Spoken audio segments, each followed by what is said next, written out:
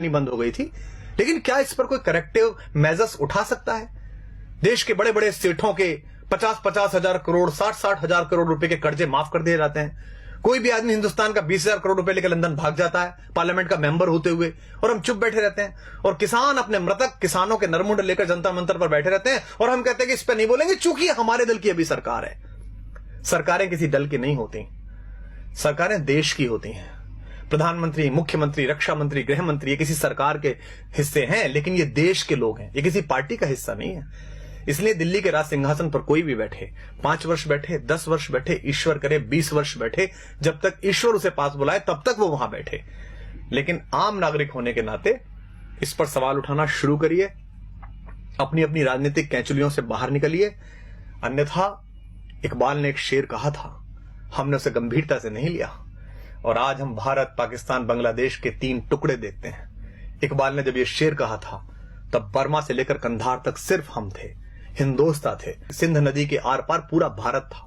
इकबाल ने कहा था, वतन की फिक्र कर नादां, मुसीबत आने वाली है, तेरी बर्बादियों के मशवरे हैं आसमानों में, न संभलोगे तो मिट जाओगे हिंदुस्तान वालों, तुम्हारी दास्तां तक भी न होगी दास्तानों में।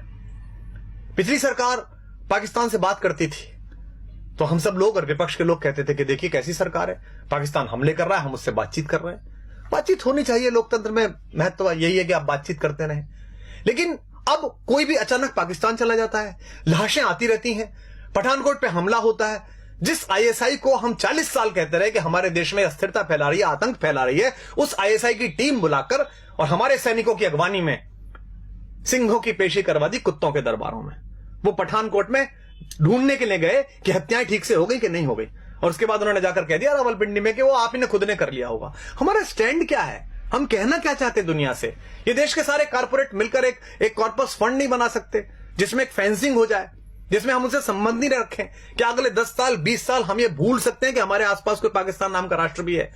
हम कभी क्रिकेट खेलते हैं, कभी नहीं खेलते हैं, कब गुलाम अली को सुनते हैं, कभी नहीं सुनते हैं। उधर से गजल आ जाती है तो हमारी राष्ट्रीयता प्रभावित हो जाती है।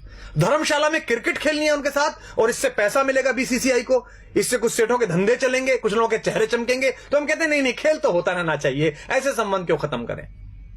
तय करिए कि देश है कि धर्मशाला है, कोई भी कहीं से घुसेगा या नहीं घुसेगा।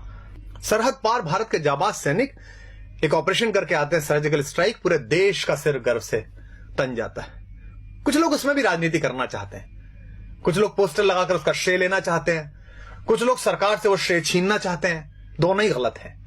उन सैनिकों को सलाम जिन्होंने बहादुरी के साथ भारत माता का मान ऊंचा किया और घर में घुस के उन आतंकवादियों को मारा। लेकिन उसी सेना का एक सिपाही हमसे शिकायत करता है देश से कि भाई आपके नेता, आपके अफसरों की मिली भगत से मेरी दाल वो खा गए, मुझे हल्दी का पानी पीना पड़ रहा है। तो हम चुप हो जाते हैं, हमको लगता है नहीं अब चुप रहो, सरकार तो अपनी है। वो सिपाही किसका है, सरकार का कि भारत का? वो सिपाही भारतीय जनता पार्टी, आम आदमी पार्टी या कांग्रेस का नहीं है, वो हिंदुस्तान का सिपाही है। अगर आपने उसके हक में बोलना बंद कर दिया तो हिंदुस्तान की माएं अपने बेटों को सजा के सरहद पे भेजना बंद कर देंगे। आप नहीं जाते लड़ने, सैनिक जाता है। इस उंगली में एक पिन घुसा कर देखिए, उससे पता चलता है कितना दर्द होता है। वो सीने पर गोली खाने के लिए तैयार रहता है आपकी दृढ़ता के बल पर। एक सिपाही कहता है कि मुझसे काम कराए जा रहे हैं घरेलू, मेरे प्रति अत्याचार किया जाता है, तो वो गायब हो जाता है, मृत मिलता है, और हम बोलते नहीं है इस पर। मुझे भी याद है, मैं बहुत छोटा था, डॉक्टर मुरली मनोहर जोशी देश के एक बहुत बड़े राष्ट्रवादी नेता, भारत के मानव संसाधन विकास मंत्री बने बाद में, एक प्रखर वक्ता, एक बड़े पढ़े लिखे व्यक्ति, वो लाल चौक पर तिरंगा फहराने के लिए गए थे। जो आज देश के प्रधानमंत्री नरेंद्र भाई मोदी, वो उस यात्रा के संयोजक थे। हम बड़े खुश थे।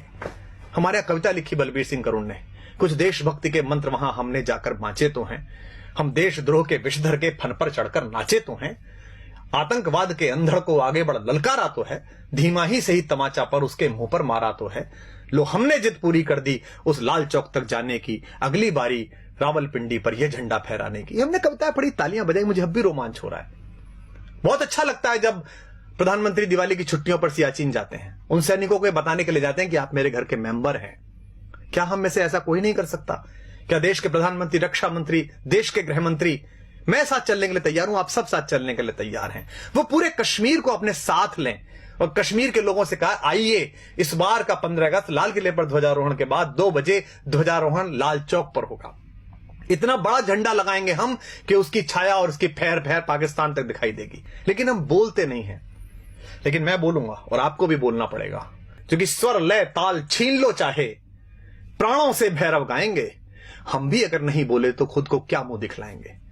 अपनी संततियों के लिए, अपने समय के लिए और अपने देश के लिए खुद को तैयार करिए। अन्यथा ध्यान रखिएगा, जो देश, जो समाज अपने वर्तमान की समीक्षा नहीं करता, उसे इतिहास तो आदर देता ही नहीं है, भविष्य भी उसके लिए रास्ता देने से इनकार कर देता है। तो आप सबसे अनुरोध है, यह कष्ट साझा है, मेरा भी है, आपका भी है, क्योंकि न तेरा है न मेरा है, यह हिंदुस्तान सबका है।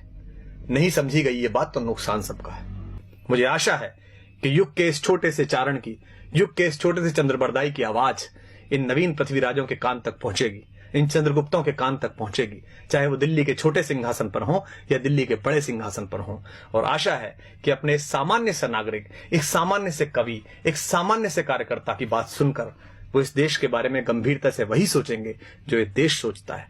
अगर आपको ये बात ठीक लगी हो तो इसे दूसरों तक पहुंचाइए, इस आवाज को इतनी बड़ी बनाइए कि इस देश की सरकारों को, इस देश में पॉलिसी तय करने वालों को, इस देश की गति नियति की दिशाएं तय करने वाले उन सब लोगों के कानों तक, उनकी आंखों तक यह आवाज पहुंच सके।